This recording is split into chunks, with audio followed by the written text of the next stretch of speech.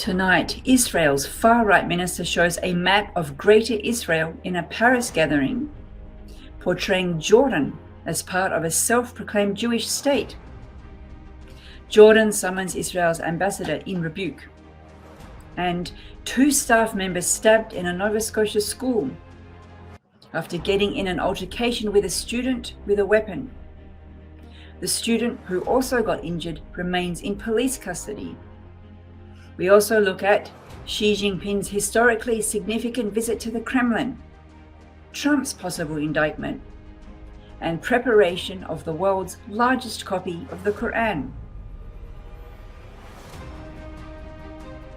Assalamu alaikum and good evening. This is Muslim News Canada on Muslim Network TV. I am Catherine Bullock. In a developing story, a video circulating on the internet shows a disturbing encounter of a Muslim man with the staff of Via Train in Ottawa. The Muslim man seems to have taken off 2 minutes to pray, to which a white supervisor can be heard saying, "We do not want you to pray here." The white supervisor then says there are other people here, to which the Muslim man replies that no one has a problem with him praying. A few more words are exchanged, and then the white supervisor threatens to talk to the Muslim man's employer. The National Council of Canadian Muslims say they are in touch with the Minister of Transport about the matter.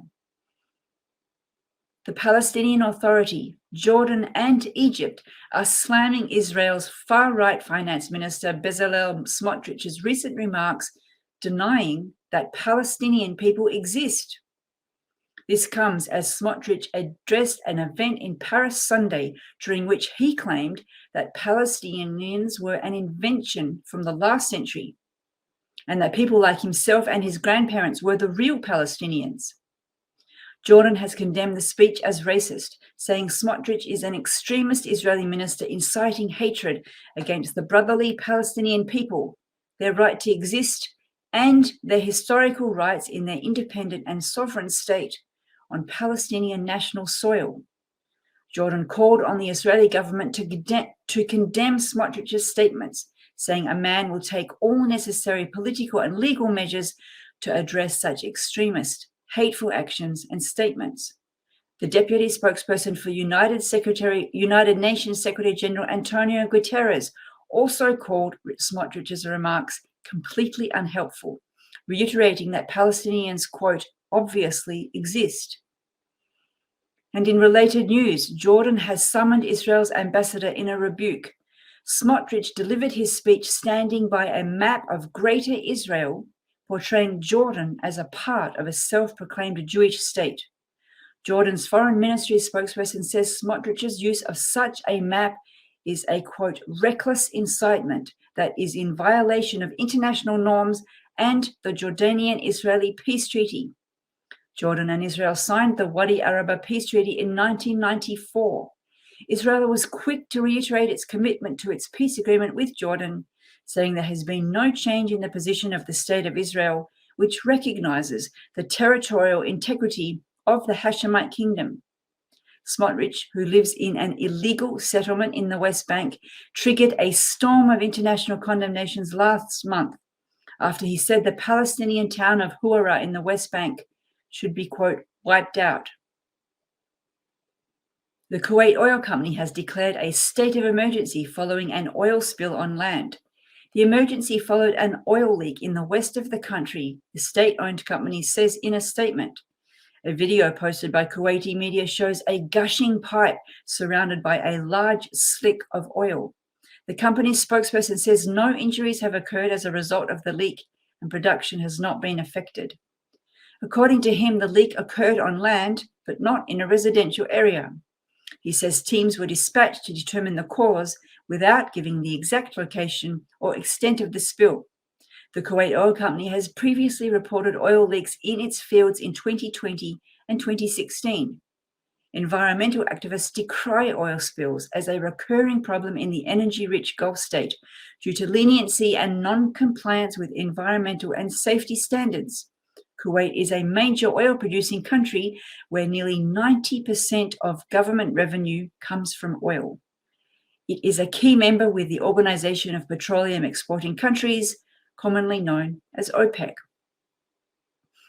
Charles P. Allen High School in Bedford, Nova Scotia has reopened today after a stabbing incident yesterday injured 3 people. In an email sent to parents by Halifax Regional Centre for Education, it said a student with a weapon got into altercation with staff members, injuring 2 of them. The injured staff members and the student were taken to hospital. The student remains in police custody. The incident occurred early in the morning when the student was in the office. A hold and secure was put on the school until the student with the weapon was taken away by police. Nova Scotia's Minister of Education says the staff and students should be recognised for their timely actions. The school is the largest in the province with 1,700 students. Amira Elghawaby, Canada's first anti-Islamophobia representative, has started her official tour of communities with a stop in London, Ontario.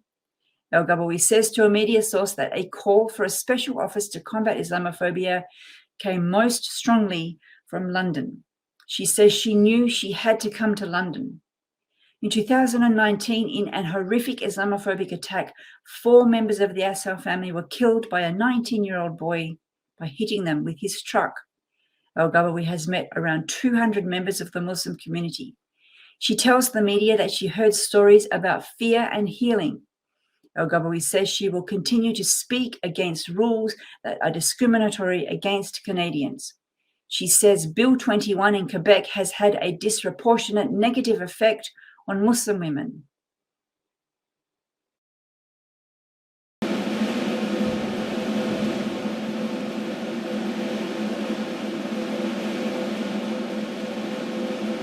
Chinese leader Xi Jinping has arrived at the Kremlin today for formal talks with Russian President Vladimir Putin, with the Ukraine conflict a closely watched matter on the agenda. Xi received a red carpet welcome and was greeted by a military band and a delegation of senior Russian officials, including Putin. The Chinese leader's Moscow's visit has been viewed as a boost for Putin, who is under Western sanctions. Recently, the International Criminal Court has issued a warrant against Putin over accusations of unlawfully deporting Ukrainian children. The Kremlin says the 2 leaders are discussing proposals put forward by China to end more than a year of fighting in Ukraine. According to the Kremlin, the talks were likely to end with Xi and Putin signing a raft of agreements. Xi hailed Russia and China as great neighboring powers on the second day of his visit to Russia. Beijing and Moscow's trade ties have boomed since Russia's Ukraine campaign, raising worries in Western capitals over how far the ties will go.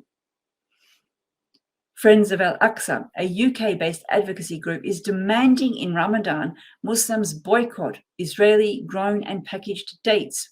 They call the Israeli dates across Europe a, quote, taste of apartheid. Palestinian advocates from other parts of the world have also joined the campaign. They say that the dates grown, packaged, or processed in Israel or West Bank settlements are products of years of persecution of Palestinian people in their own lands. A hashtag, check the label, is being used to urge Muslims to avoid dates that have originated from a land entrenched in human rights violations. New York police have tightened security ahead of a possible historic indictment of Donald Trump over hush money paid to a porn actress. The ex-president is calling for mass demonstrations if he is charged. A couple of dozen Trump supporters attend a protest in the U.S.'s financial capital last evening. Trump would become the first former or sitting president to be charged with a crime if an indictment is filed. The move would considerably affect his upcoming White House race. Over the weekend, Trump said he expects to be arrested, urging supporters to take the nation back. The NYPD has also geared up for an unprecedented arrest, which would see an ex-leader of the United States fingerprinted and possibly even handcuffed. For security, barricades have been erected outside Trump Tower on Fifth Avenue. A group of artists continue to engage in placing Quranic script crafted out of aluminium and plated in gold on a huge canvas in the Karachi Arts Council in Pakistan. Shahid Rassam, a renowned Pakistani artist, and his over 200 associates have been working for the past 6 years to prepare what he says is the world's largest copy of the Quran, Islam's holy book. The project is scheduled to be completed in the next 3 years. The rare artwork measures 8.5 feet long and 6.5 feet wide.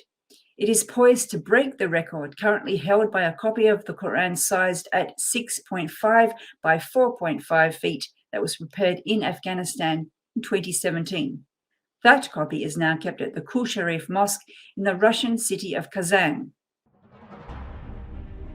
Thank you for watching. If you like what we do, please share, like, and subscribe. Stay safe and God bless.